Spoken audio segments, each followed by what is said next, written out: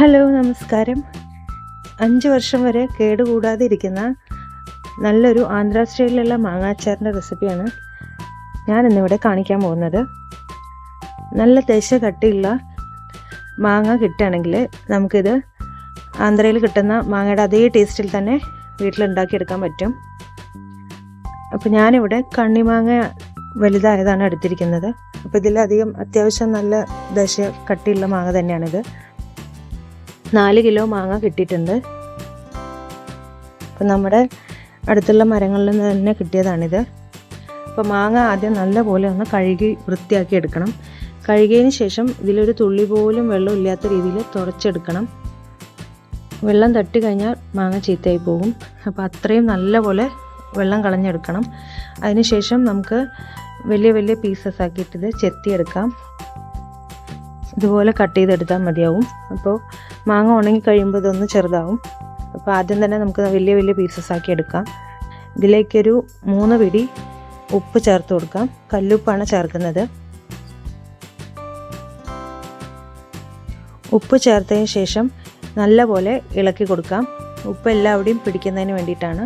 അതിനുശേഷം നമുക്കിത് അടച്ചു വെച്ചിട്ട് ഒരു ദിവസം ഫുള്ള് അടച്ചു വെക്കണം. 24 മണിക്കൂർ ഇത് ഉപ്പിൽ കിടക്കണം. പിറ്റേ ദിവസം ആകുമ്പോഴേക്കും ഇതുപോലെ ആയിരുന്നു ഉപ്പിൻ്റെ വെള്ളം ഊർന്നു വരും. ആ ഉപ്പ് വെള്ളം അതിൽ തന്നെ വെച്ചിട്ട് നമുക്ക് മാങ്ങ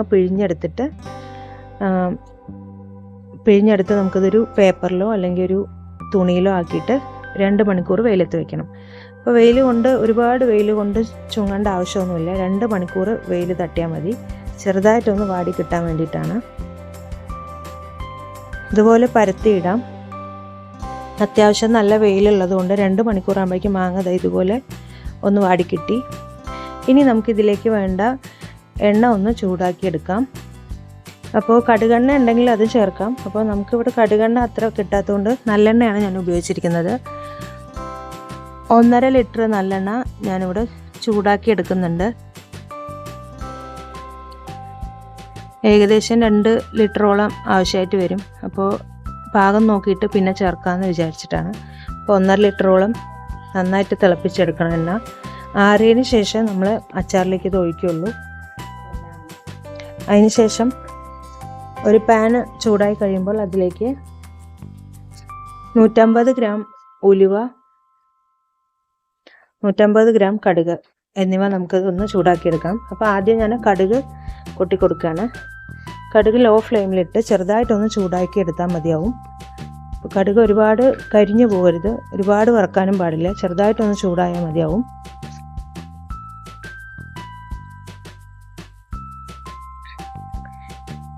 ഇപ്പോൾ കടുക് ഒരുവിധം ചൂടായി കിട്ടി. ഇനി നമുക്കിതൊരു പാത്രത്തിലേക്ക് മാറ്റി കൊടുക്കാം. അതിൽ തന്നെ നമുക്ക് ഉലുവയും കൂടെ ചേർത്ത് കൊടുക്കാം.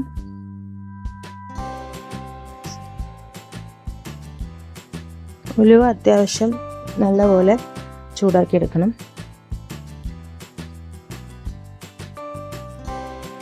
അതിനുശേഷം നമുക്ക് മിക്സിയുടെ ജാറിലേക്ക് ഇട്ടതൊന്ന് ക്രഷ് ചെയ്തെടുക്കാം. അപ്പോൾ പൊടിഞ്ഞു പോകരുത്, ഇതുപോലെ ചതച്ചെടുക്കാനേ പാടുള്ളൂ.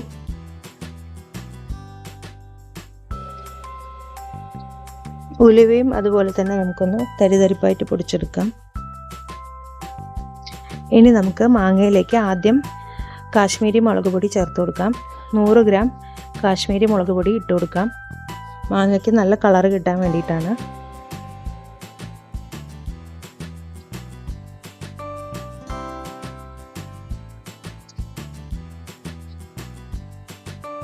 അതിനുശേഷം സാധാരണ മുളക് പൊടി 100 ഗ്രാം ചേർത്ത് കൊടുക്കാം.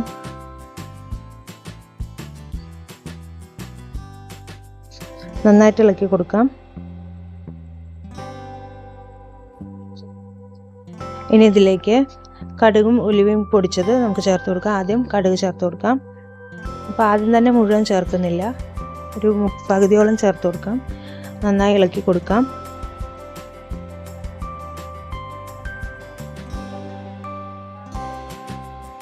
ഇതിലേക്ക് ഉലുവ പൊടിച്ചത് കൂടി ചേർത്ത് കൊടുക്കാം.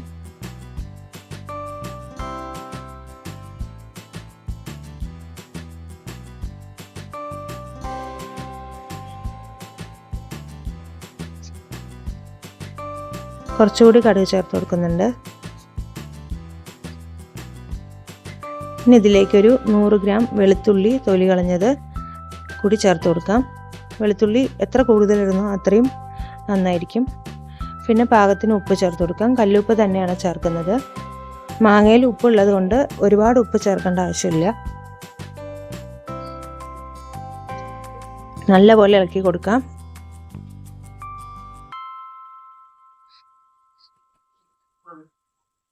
ഇതിലേക്ക് നമ്മൾ നേരത്തെ ചൂടാക്കിയിട്ട് ആറിയെടുത്ത നല്ലെണ്ണ ഒഴിച്ചു കൊടുക്കാം. അപ്പം നല്ലെണ്ണ നമ്മൾ 1.5 ലിറ്ററോളം ചേർത്തിട്ടുണ്ട്. ഇതിൽ കുതിർന്ന് കഴിഞ്ഞാലേ എണ്ണ മുകളിലേക്ക് വരുള്ളൂ. ഇപ്പോൾ എണ്ണ അടിയിൽ തന്നെ ആയിരിക്കും നിൽക്കുക. ഇപ്പോൾ പിറ്റേ ദിവസം നോക്കുമ്പോൾ നമുക്ക് എണ്ണ മുകളിലേക്ക് ഇങ്ങനെ നിൽക്കുന്നത് കാണാം. അങ്ങനെ നിന്നാലേ ഈ മാങ്ങ കേടില്ലാതിരിക്കുള്ളൂ. അപ്പോൾ എണ്ണ എപ്പോഴും കൂടുതൽ ചേർക്കാൻ ശ്രദ്ധിക്കാം. ഇപ്പോൾ നമ്മൾ ഒഴിച്ചു കൊടുക്കുമ്പോൾ അത് മുകളിലേക്ക് കാണില്ല. പക്ഷേ പിറ്റേ ദിവസം നോക്കുമ്പോൾ ഈ മാങ്ങ കുറച്ച് അടിയിലേക്ക് പോകും. അപ്പോൾ എരിവ് പോരാത്തതുകൊണ്ട് കുറച്ചുകൂടി മുളക് പൊടി ചേർത്ത് കൊടുക്കുന്നുണ്ട്. എരിവൊക്കെ അവരവരുടെ ഇഷ്ടാനുസരണം ചേർക്കാവുന്നതാണ്. കുറച്ചുകൂടെ കടുക് പൊടിച്ചത് ചേർത്ത് കൊടുക്കുന്നുണ്ട്. കുറച്ച് ഉപ്പ് കൂടി ചേർക്കുന്നുണ്ട്.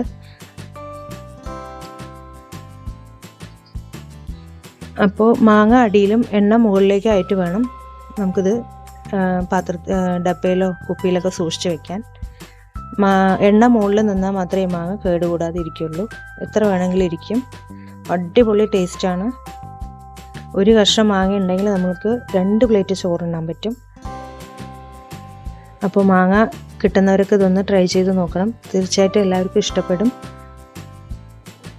വീഡിയോ ഇഷ്ടപ്പെട്ടെങ്കിൽ ലൈക്ക് ചെയ്യാനും സബ്സ്ക്രൈബ് ചെയ്യാനും മറക്കരുത്. നിങ്ങളുടെ കമൻസൊക്കെ അറിയിക്കണം. Thank you.